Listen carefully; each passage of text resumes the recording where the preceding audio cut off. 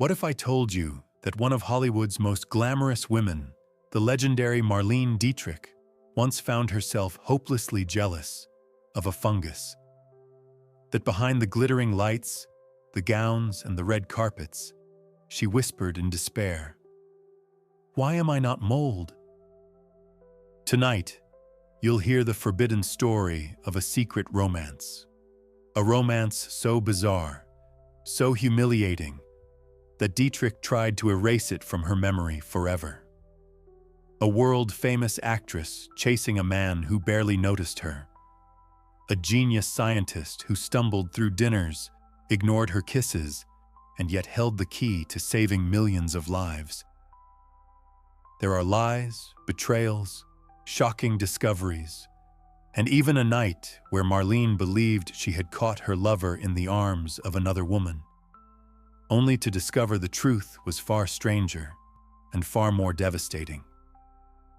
Stay with me until the end, because what happened between the Queen of Allure and the man who gave the world penicillin is not just scandalous, it's almost unbelievable. The story begins with a mystery, a fascination that looked innocent, but in fact pointed to a secret chapter in her life, one she carried in silence for years. Why would a woman, celebrated for her artistry, be drawn so intensely to a scientific discovery? Why would she smile every time the word mold was mentioned, as if recalling a private joke? The answer was simple yet unbelievable. Penicillin was not just a miracle of science. For Marlene Dietrich, it was the symbol of a hidden romance, the key to one of the most unusual encounters of her passionate, stormy life. And it all started with her peculiar taste in men. From her earliest years in the spotlight, Marlene had been surrounded by men of every type. Actors eager to impress, aristocrats flaunting wealth, soldiers decorated with medals. Yet the ones who truly caught her attention were not the obvious choices. She had a quiet fascination for men whose world seemed far removed from hers. The thinkers, the researchers, the ones with ink-stained fingers or eyes lost in equations. Someone once whispered to her that scientists made the finest companions, not because of grand gestures, but because of the way they lived. Absorbed entirely in their work, they rarely chased after passing admirers, saving their energy for the one person who truly mattered to them. And when they did give themselves to someone, they gave it completely, an intensity of focus that few others could match. The idea stayed with her.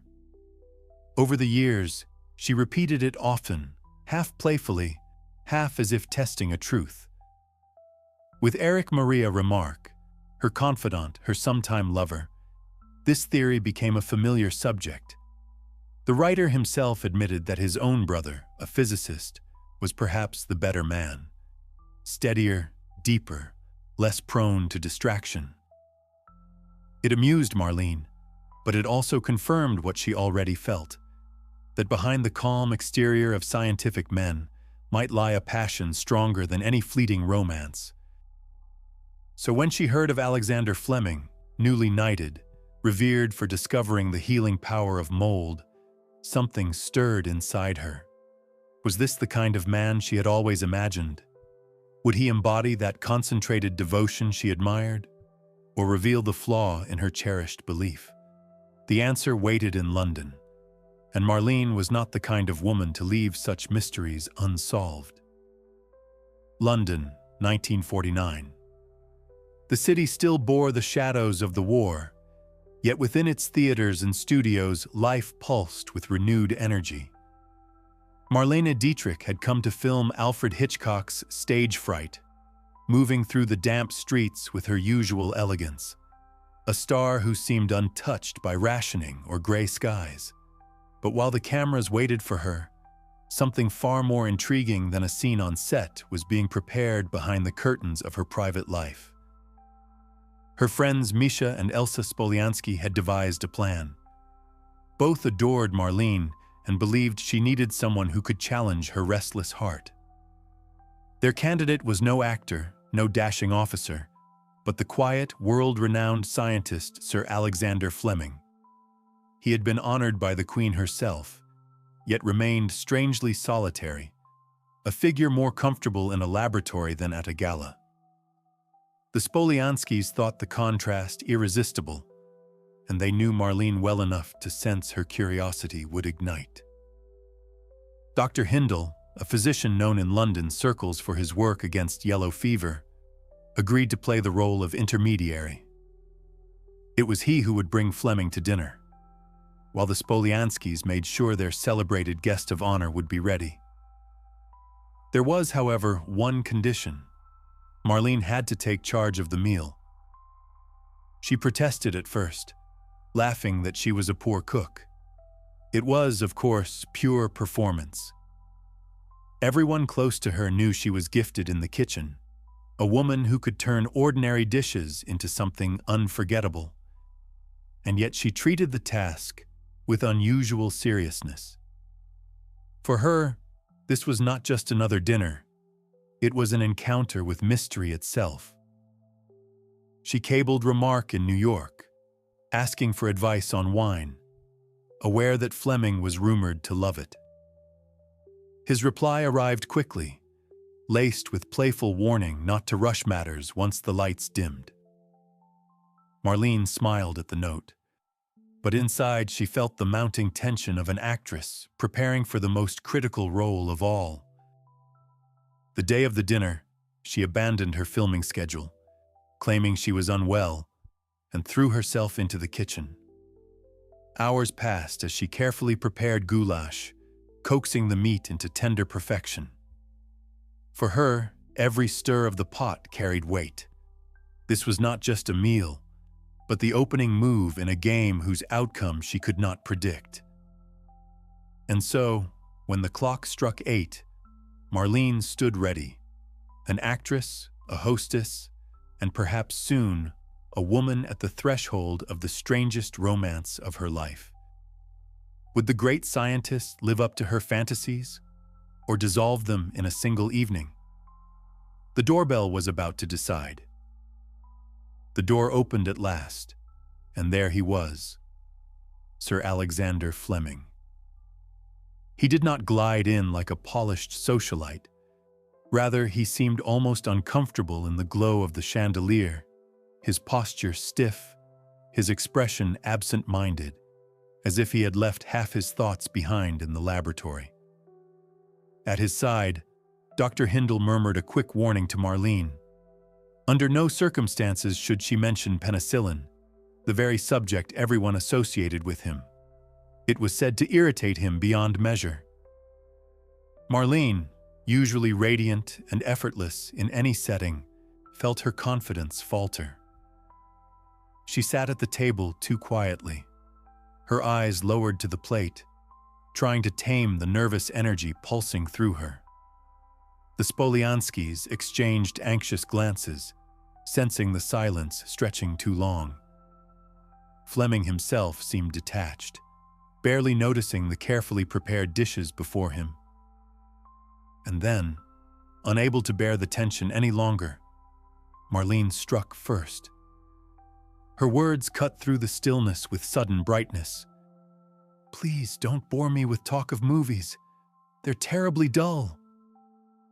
It was sharp, almost reckless, her way of masking nerves with wit. Fleming looked at her, startled, as though uncertain whether she was teasing or testing him. His reaction was not the praise she had secretly hoped for. Instead, he appeared even more withdrawn, lost somewhere far from the table's lively intentions. When the moment came to unveil the prized bottle of wine recommended by Remarque, Marlene leaned in with a flourish, confident that this at least would spark some warmth. But Fleming looked at the label with genuine confusion. "I'm afraid I don't drink," he said simply. The room fell into a peculiar hush. Elsa Spolianskaya let out a laugh of surprise. Misha grinned at the misunderstanding, but Marlene felt her careful preparations unraveling thread by thread. Everything she had arranged with such care, wasted. And as if fate wanted to add a final absurd note, Madame Spolianskaya, bustling to the kitchen, slipped on a peel and fell with a dramatic cry. Chaos followed, chairs scraping, voices rising, the poor woman carried to an ambulance with a broken leg. The dinner, meant to ignite romance, had become a comedy of errors. Marlene, suppressing her disappointment, made one last quip about not giving penicillin to the patient. To her astonishment, Fleming burst into laughter, a warm, unguarded laugh that softened his stern exterior. Then, fumbling in his pocket, he drew out a small packet and handed it to her. "This is the only gift I thought of bringing," he said, with a trace of boyish pride. "My very first culture of synthesized penicillin." Marlene froze, caught between bewilderment and intrigue. The man who had seemed so distant had just placed in her hands something deeply personal, almost intimate. And in that instant, her fading hope flickered alive again. The tiny packet rested in Marlene's palm, more fragile than any jewel, yet carrying a weight she instantly understood. It wasn't just a token, it was a piece of Fleming's world, something born of his own hands and intellect. For a man so famously reserved, to give away such a thing meant far more than polite courtesy. It was a glimpse into his guarded soul. As she examined the sample, curiosity lit her face. "But I was told you dislike even speaking about penicillin," she said softly. Fleming's expression changed, a shadow crossing it. "That tale comes from Dr. Hindle," he replied with sudden seriousness. "We once worked together. He never forgave me for completing what he abandoned. Every mention of penicillin stirs his resentment, not mine." For the first time that evening, Marlene saw more than the detached scientist. She saw a man wounded by rivalry, carrying the weight of his discovery not as triumph alone, but also as burden. Something about his candor touched her. The dinner, already broken by mishap, dissolved entirely after Madame Spolianskaya's accident. Guests scattered, voices trailed off, and in the confusion, Marlene and Fleming slipped away quietly, almost like fugitives escaping an ill-fated performance. Out in the cool London night, the streets damp from rain, they walked side by side without destination. Conversation began hesitantly, but soon flowed in strange, halting rhythms. His observations about the weather, the city, odd details of his experiments. At moments he seemed almost boyish, stumbling over his words, blushing when their eyes met, as if unused to speaking of anything beyond the walls of his laboratory. Marlene, watching him, felt the spark of something she could neither define nor dismiss. This was no ordinary companion, no predictable admirer. His awkwardness was endearing, his reserve a challenge. She sensed a depth she longed to uncover, a fire hidden beneath layers of discipline and restraint. As they paused near the Thames, the river glistening under scattered lights, Marlene thought to herself, this might be the strangest connection of her life, and yet, perhaps, the most consuming. Could it be that her theory was right? That scientists, so focused in their work, carried within them the most unexpected passion? Or was she about to learn a truth that would unravel everything she believed? The days that followed unfolded like a quiet rhythm, almost secretive in their simplicity. Each morning, before setting off for his laboratory, Fleming left a small bouquet at Marlene's hotel door. Along with it, a note, Never long, never sentimental, but curiously precise.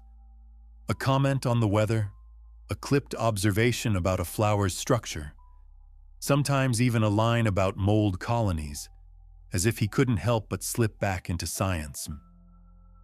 For Marlene, these gestures were both baffling and charming. She had known grand declarations, dramatic gestures, endless serenades from men competing for her favor. But here was something else entirely.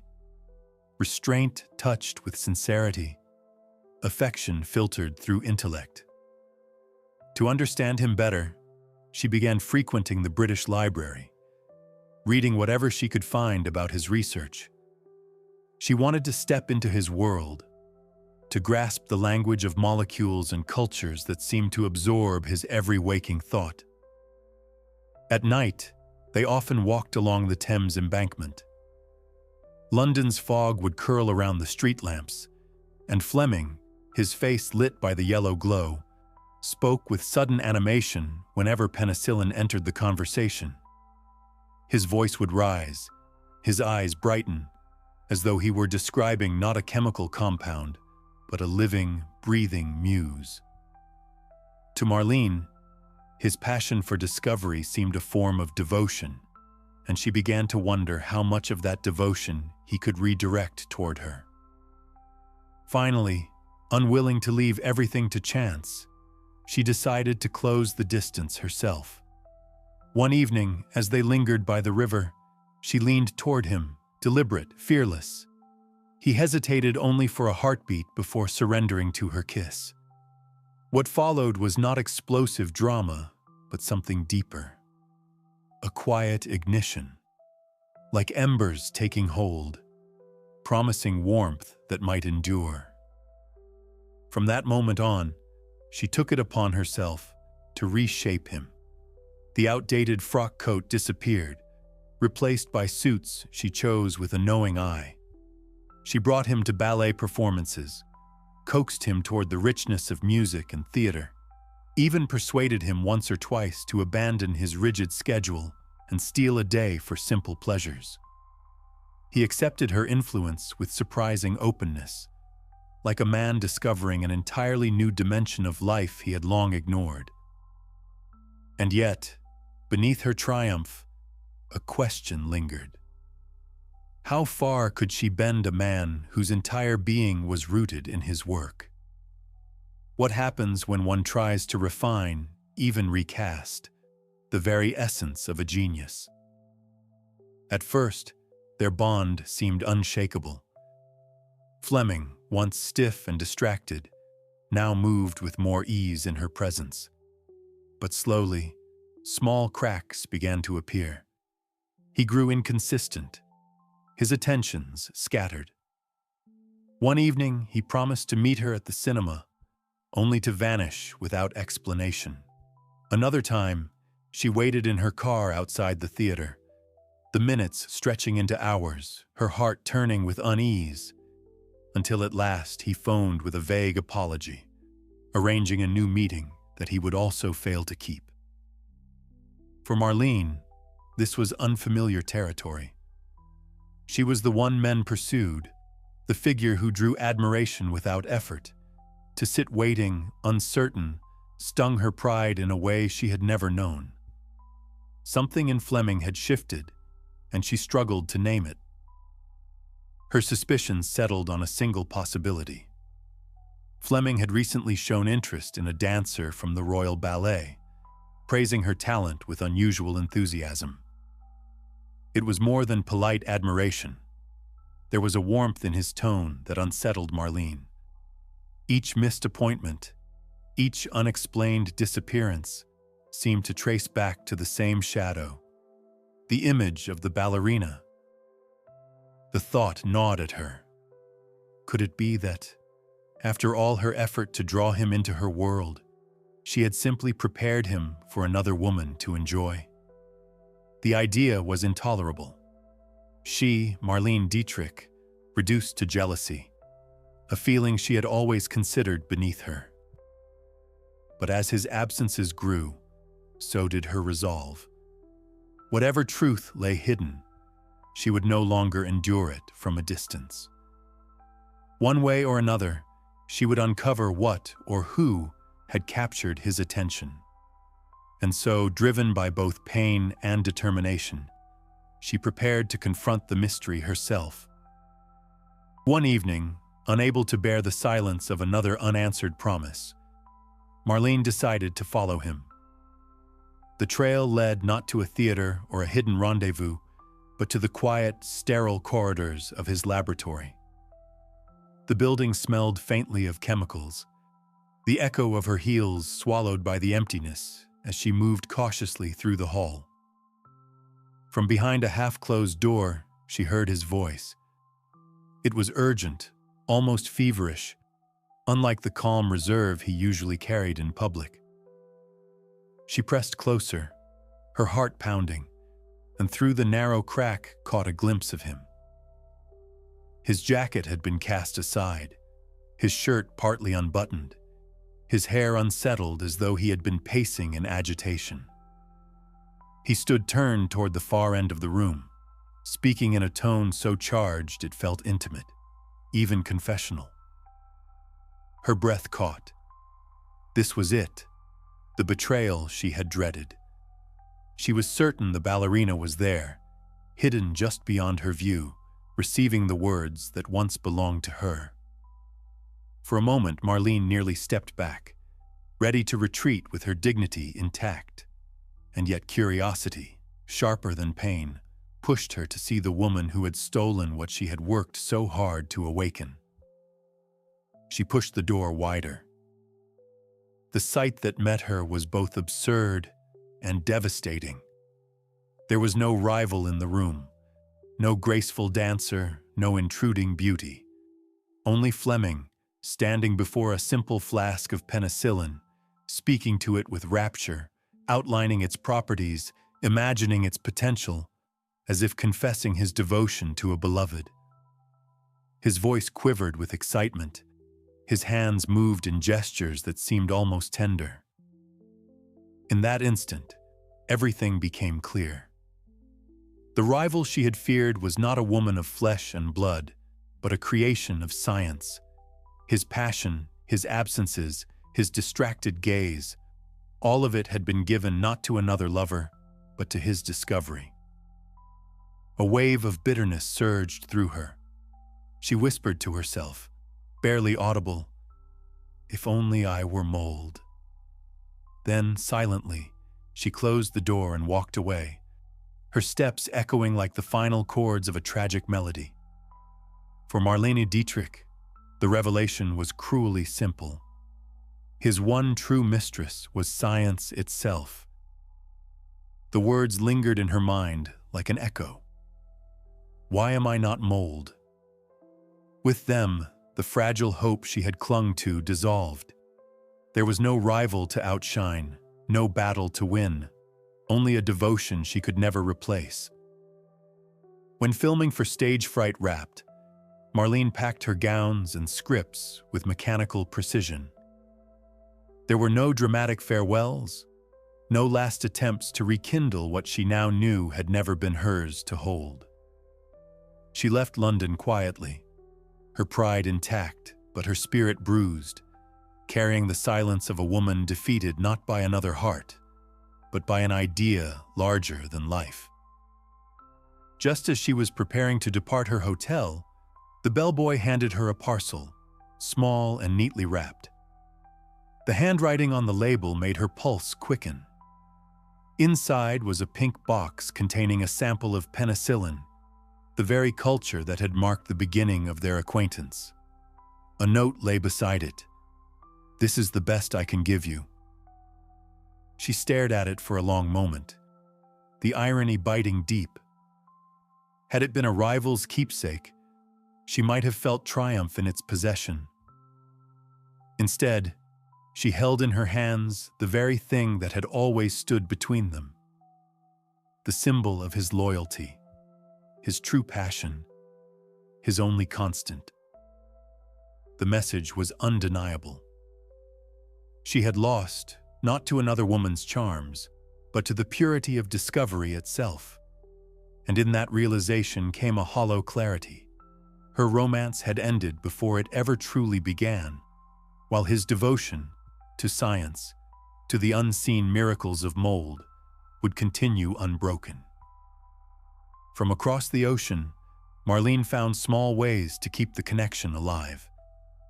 Post-war England still suffered shortages, and she quietly arranged parcels of food to reach Fleming. Packages of care sent not as a lover, but as someone unwilling to let him vanish entirely from her orbit. It was her gesture of gratitude, of remembrance, even as she resumed her life in Hollywood. Years later, she heard, almost in passing, that Fleming had married. She never asked who the woman was, nor sought details, unwilling to reopen wounds. Later still came the news that he was once more alone, his companion gone too soon, leaving him to return wholly to his work. For Marlene, it confirmed what she had long suspected. Solitude was the destiny of certain men, those consumed by visions too vast for ordinary life. She carried that thought like a private conclusion. The fate of great people, she once reflected, is that they must walk alone. It was neither bitterness nor praise, but a sober acknowledgement of the distance between human longing and human genius. In her memoirs, she chose not to recount the intimacy of their story. Instead, she offered a single, quiet tribute, a suggestion that someday, somewhere, a monument to Alexander Fleming should stand. Not for her sake, not for their secret, but for the countless lives his discovery had saved. It was her way of honoring him without exposing the hidden chapter they had shared. And so, their story ended, not with scandal or betrayal, but with silence and respect. A fleeting love, bright yet fragile, gave way to a devotion greater than any romance. He had given the world life itself. She had given the world dreams. In the end, both left behind legacies more enduring than their brief, improbable time together.